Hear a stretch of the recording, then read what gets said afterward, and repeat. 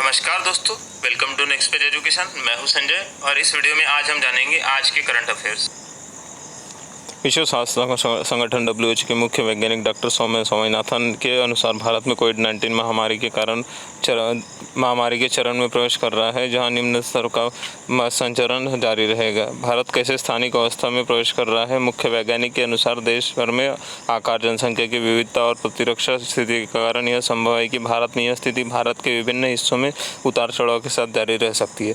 भारत की स्थानिकता के चरण में प्रवेश कर सकता है, जहाँ मध्यम या निम्न स्तर का संचरण होता रहेगा। हालांकि कोई घातीय वृद्धि या शिखर नहीं होगा। केंद्रीय मंत्रिमंडल ने 25 अगस्त 2021 को गन्ना किसानों के लिए अब तक के उच्चतम उचित और लाभकारी मूल्य को मंजूरी दी है।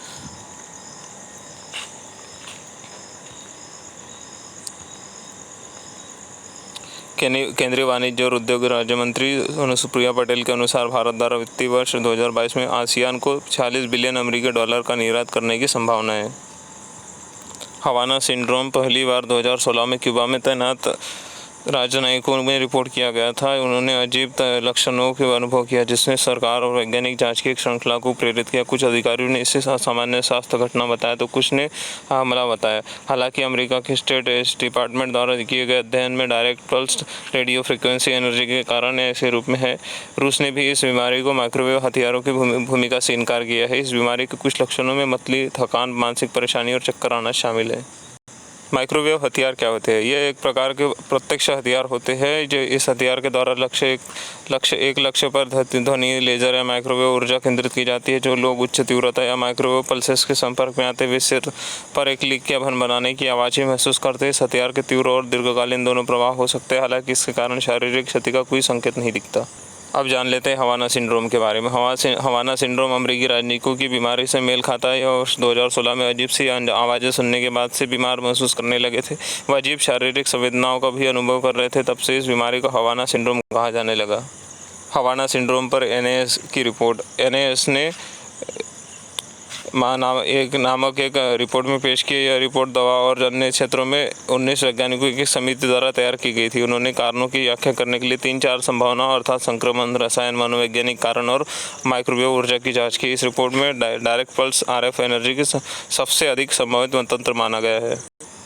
केंद्रीय औषध मानक नियंत्रण संगठन ने भारत में 12 वर्ष और उससे अधिक आयु वर्ग के बच्चों के लिए कैडिला हेल्थकेयर के DNA आधारित कोविड वैक्सीन जाइकोव-डी के आपात उपयोग की अनुमति दे दी है।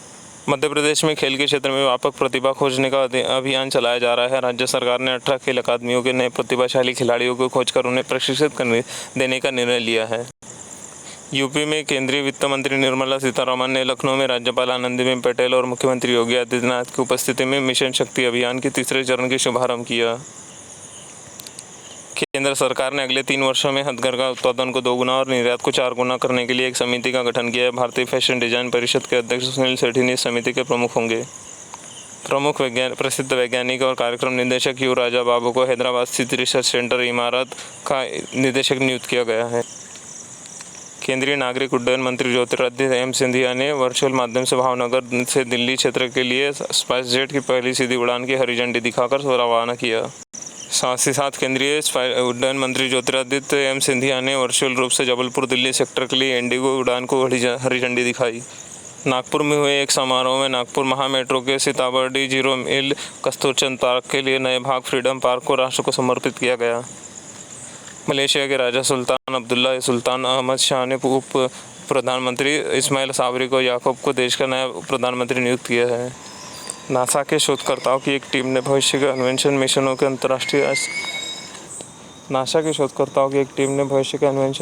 के लिए अंतर्राष्ट्रीय स्पेस स्टेशन पर विकिरण जोखिम की भविष्यवाणी करने के लिए एक तकनीक विकसित की है। Hyderabad sailing wing yachting association of India के नौकायन की 35वीं चैंपियनशिप का 13 अगस्त से 19 अगस्त 2021 तक हैदराबाद के हुसैन सागर में आयोजन किया गया है। अंतर्राष्ट्रीय मुद्रा कोष IMF ने कहा है कि अफगानिस्तान अब उसके संसाधनों का उपयोग नहीं कर पाएगा।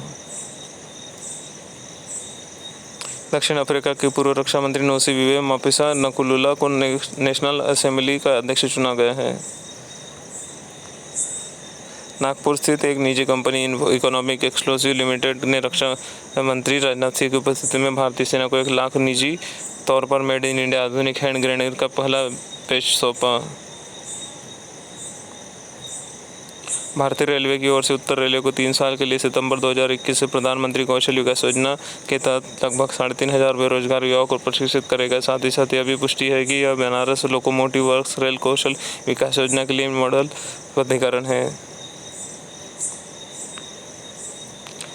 नीति आयोग ने world resource institute WRI Bharat से संयुक्त रूप से NDC transport initiative for Asia project के हिस्से के रूप में भारत में फोरम ऑफ डिकार्बोनाइजिंग ट्रांसपोर्ट लॉन्च किया है। लॉन्च वस्तुतः आयोजित किया गया था और इसका उद्घाटन नीति आयोग के CEO अमिताभ कांत ने किया। दिल्ली हवाई अड्डे के संचालक ने इंदिरा गांधी राष्ट्रीय हवाई अड्डे के टर्मिनल 2 पर अपने कर्मचारियों और उनके परिवार के सदस्यों के लिए कोविड देखभाल केंद्र स्थापित करने के लिए मेदांता अस्पताल के साथ एक समझौता हस्ताक्षर किए हैं। भारत के पूर्व हॉकी खिलाड़ी VR रघुनाथ को तैराकी के कोच निहार अमीन और एस शटलर अनूप श्रीधर को पेरिस ओलंपिक 2024 के लिए कर्नाटक के 75 होनहार एथलीटों की पहचान करने के लिए कर्नाटक सरकार की उच्च स्तरीय समिति में शामिल किया गया। Swedish green steel venture hybrid ने कहा है कि उसने कोयले का उपयोग किए बिना उत्पादित स्टील की दुनिया की पहली ग्राहक डिलीवरी की है। स्टील को हाइड्रोजन ब्रेकथ्रू और टेक्नोलॉजी का उपयोग करके बनाया गया था, जो कोयले के कोक के बजाय 100% जीवाश्म मुक्त हाइड्रोजन का उपयोग करता है।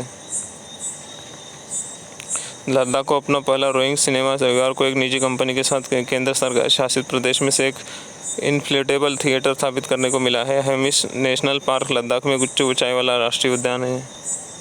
भारत की लंबी जंपर शैली सिंह ने नैरोबी में चल रही विश्व एथलेटिक्स में U20 में चैंपियनशिप में महिलाओं की लंबी कूद स्पर्धा में रजत पदक जीता है। तीसरे प्रयास में शैली ने 6.59 मीटर की छलांग लगाकर रजत पदक जीता, जबकि स्वीडन की माजा अरागाकन ने 6.60 मीटर की छलांग लगाकर स्वर्ण पदक जीता। यूक्रेन की मारिया हेलिकोनिया 6.50 मीटर की दूरी से कांस्य पदक जीतने में सफल रही। 1990 बैच के भारतीय विदेश सेवा के अधिकारी हरीश पार्थेनाथन ने जर्मनी में भारत का पहला अगला राजदूत नियुक्त किया गया है। राष्ट्रीय सुरक्षा सलाहकार अजीत डोभाल ने 24 अगस्त 2021 को वीडियो कॉन्फ्रेंसिंग के माध्यम से राष्ट्रीय सुरक्षा के लिए जिम्मेदार उच्च अधिकारियों की 11वीं बैठक की मेजबानी की।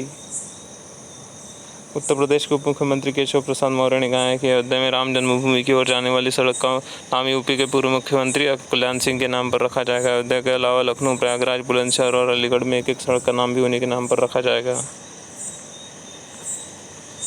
अभय कुमार सिंह को सहकारिता मंत्रालय के संयुक्त सचिव के रूप में नियुक्त किया गया है, जिसका गठन हाल ही में देश के सहकारिता मंत्रालय को मजबूत करने के लिए उद्देश्य से किया गया था। बिहार कैडर के 2004 के बैच के भारतीय प्रशासनिक सेवा अधिकारी सिंह को नवनिर्मित पद के खिलाफ 7 साल से संयुक्त कार्यकाल के लिए मंत्रालय में संयुक्त सचिव के रूप में नियुक्त किया गया है। जानकारी अच्छी लगी हो तो वीडियो को लाइक और शेयर करें, चैनल को सब्सक्राइब करें। हम ऐसे ही रोचक जानकारी आपके लिए लाते रहेंगे। Thank you for watching.